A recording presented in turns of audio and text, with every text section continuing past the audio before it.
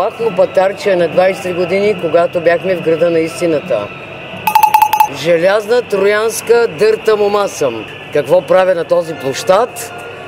Да ме чуят и мен. Аз съм една бройка от тия почти 7 милиона българи. Вече 60-ти ден съм тук непрекъснато. Без един ден почивка. Или какво да кажа, чакай, вместо почивка присъствам 60 ден, ама то не е присъствие.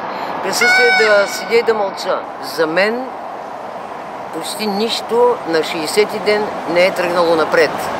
И си свирихме на пианото, и една балерина танцува, и си правихме там, гледах младите хора и ръченици, но това не е начина срещу такива комунисти, които просто във времето не са се развили изобщо политически. Защото аз разбирам комунизъм, ама поне нещо напред да има. Нещо за народа да помислят. Не.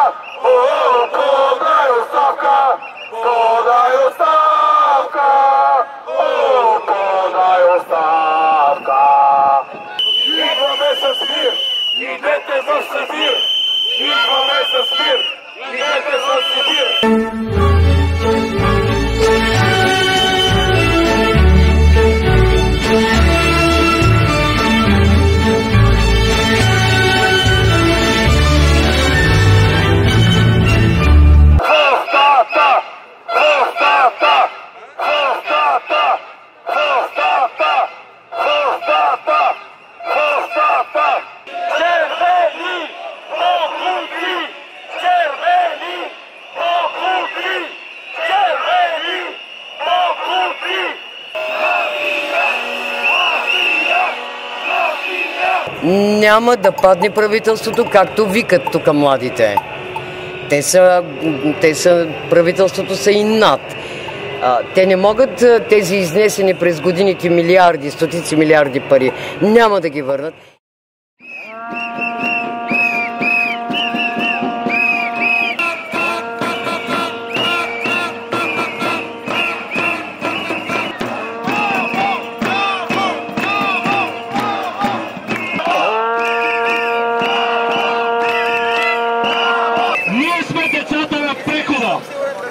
Идваме да ви кажем, вземете си прехода. Протестът дава начало на нов преход. Ние искаме да си отвоюваме държавата. Цената ще бъде висока. Ние сме децата на прехода. Ще победим ли?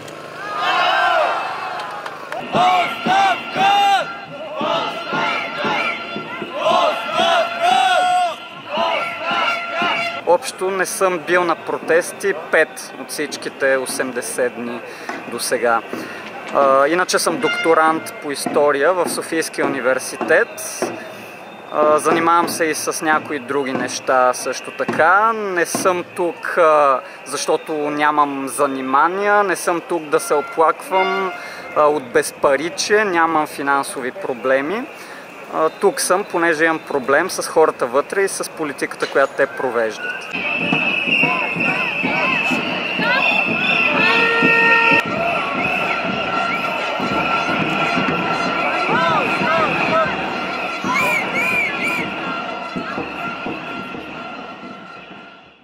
Смятам, че политиката, която настоящото правителство а и това преди него провеждаше, ще предизвика катастрофа в България. Какво имам предвид?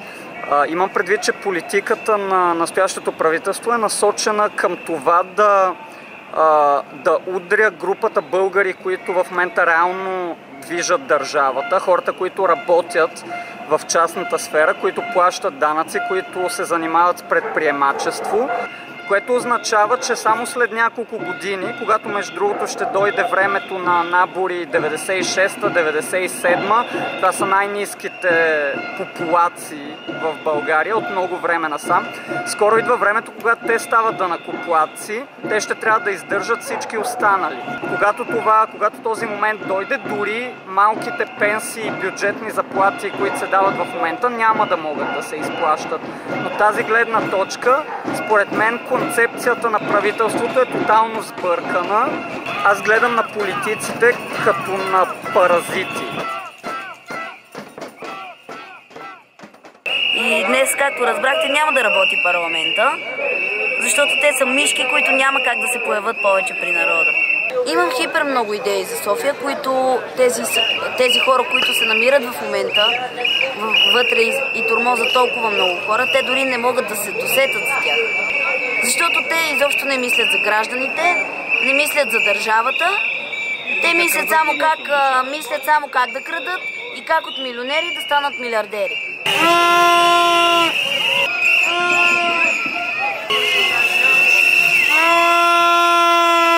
В момента сме се събрали не червени, бели, сини, зелени или каквито и да било, хора, които негодуват срещу икономическото положение.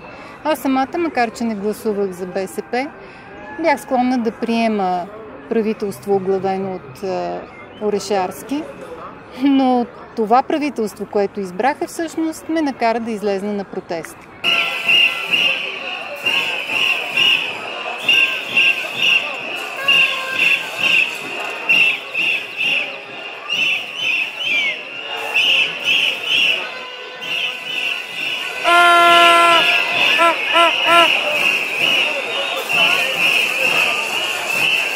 Сега се радвам, че с моето куче поддържаме протеста. Надявам се да не остана сама. Но днес видях хора с патерици, възрастни, както винаги млади хора, и това ме обнадеждава.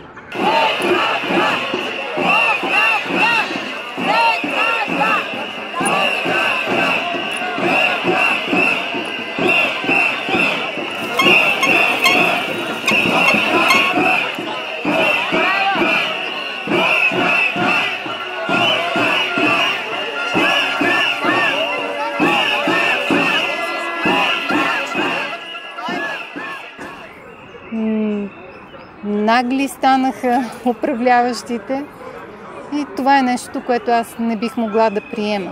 Смятам, че наистина играта ще продължи, а само играчите ще се сменят, но за мен е важното да покажем, че хората все пак можем да бъдем коректив.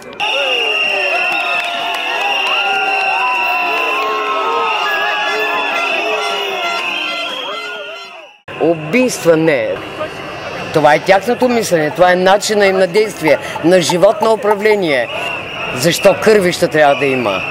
До кога? Те могат само по-тъмно да правят революцията, да ни лъжат и по-тъмно да ни убиват. Както са убивали, както половината ми род е отишъл. Те никога не са работили за народа. Те са работили за българо-съветската дружба. А то е някакъв фикс идея. То на практика няма такава българо-съветска дружба.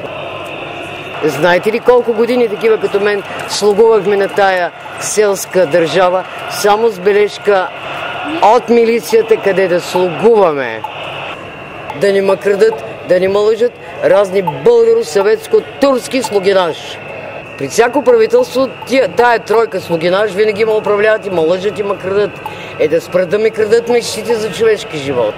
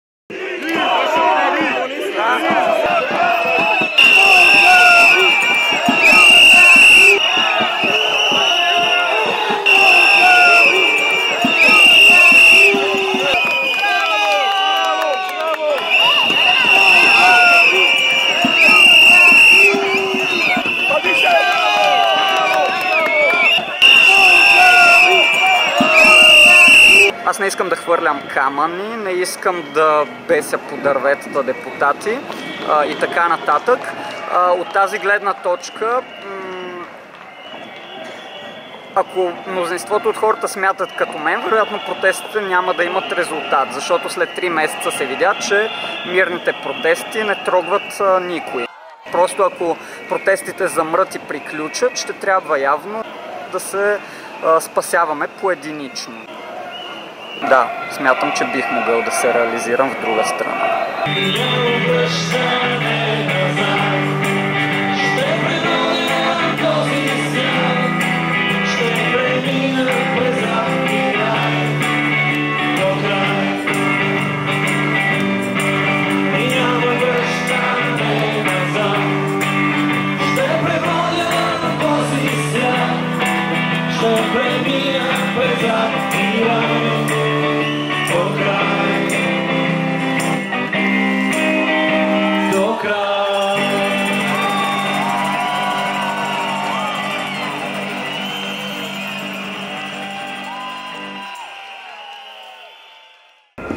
Тук ме доведе моята приятелка.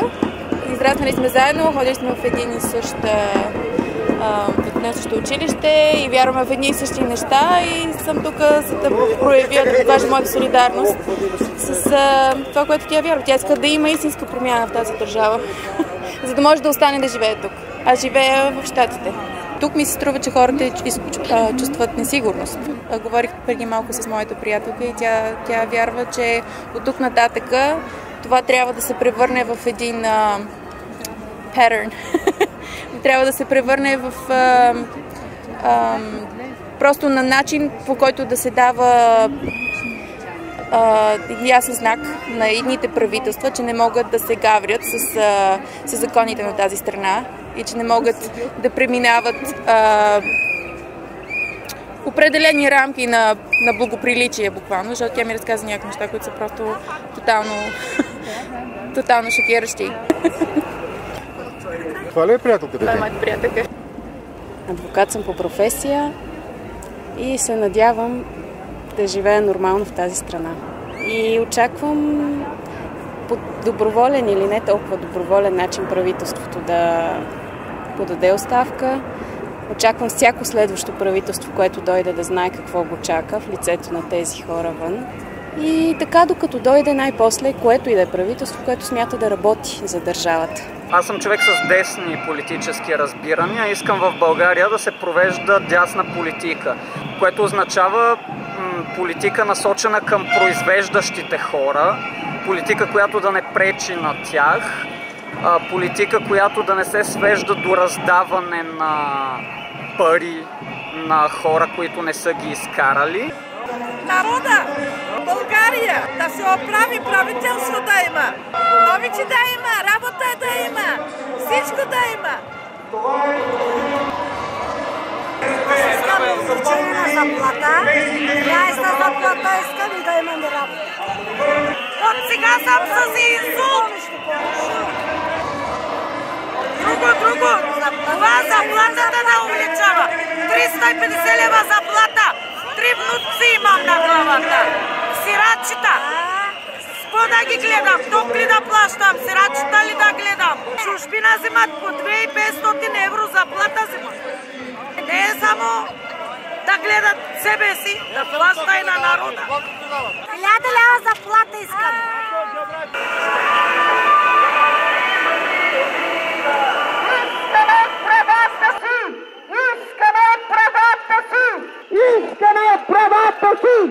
Искаме правата си!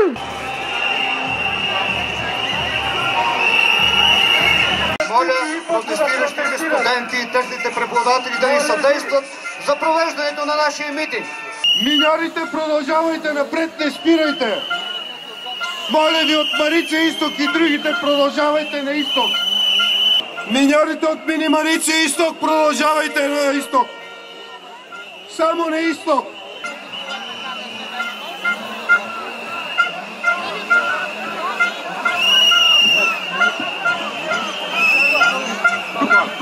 Омръзна ми и не искам повече да взимам заплата от 300 лева. Не искам повече да живея на кредити от близки и роднини, защото не знам кога ще ми дадат тези смешни пари от работата. Не искам да гледам баба си и дядо си как броят стотинки от мизерната пенсия и се чудят от какво да се лишат, дали от обяд, дали от вечеря. Не искате ли бъдеще в България? По-силно да ни чуят от среща. Искаме ли бъдеще в България? Искаме бъдеще! Искаме бъдеще!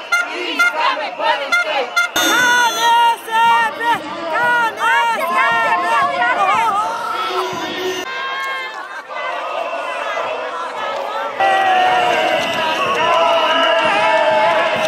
Искаме да свалят сигуровките! Децата умират, хората без сигуровки нямат! Това е! Друг въпрос нямам! Очаквам да си подадат сами оставката без кръв. И кой да дойде на тяхно място? Ще дойде, имаме юристи, имаме млади завършили, имаме. Има ли надежда? Има, да. Да си отидат и да има нови избори. Да народът да ги избере, защото сега те не са избрани. Те не са избрани. Да си дадат оставката, да насочат нови избори. Ако ги избере народа, да влезат. Нема лъжа. До сега съм гласувал само за ДСБ. Но сега ще гласувам за ГЕРБ. За кого? За ГЕРБ. Защо? Така, искам. На 78 години съм, ама ако се наложи, ще емигрирам.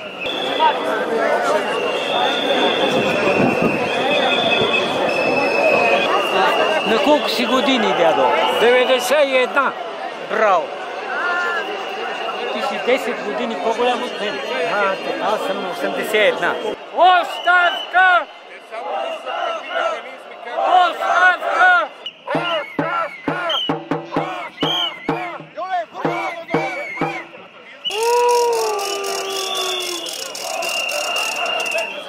Мафия! Предайте властта! Мафиози! Идиоти! Мълчите! Излетете се от страната!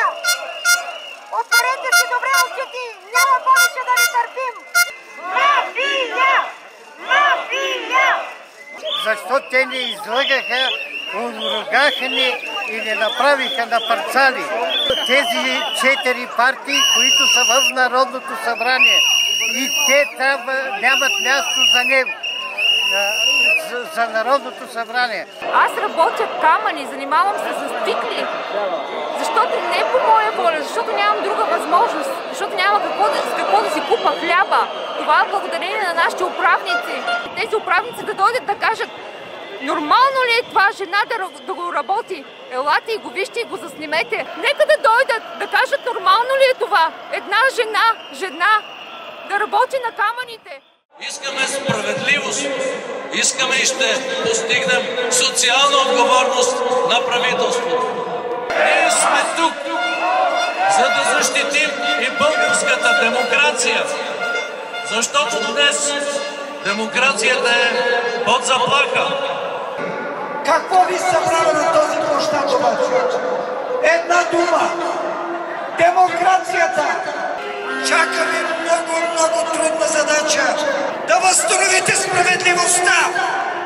Как не ви е срам? Как не ви е срам?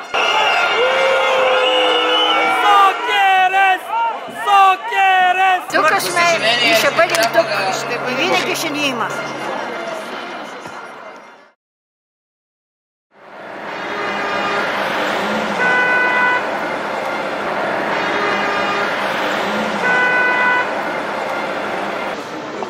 Нямаме нужда от вас, разбирате ли, дразните хора. Тези елементарните хора като нас нямате право. Нямате. Защото сте част от тези, които са там. От януари месец работите за червени. От януари месец. Когато бяха псевдопротестите, вие бяхте с тях. Изкарваха хората лумпени. Сега какви сме? Пак сме лумпени. ДПС. Варна ДПС. Бургас ДПС. Майка му стара. Христия. Нали говорят, нали са те хората, които таковат фондовете? За това казвам, че ДПС управлява, а не БСП. В момента. Искам Съд за Станишев, Богдан и Колен Сидер.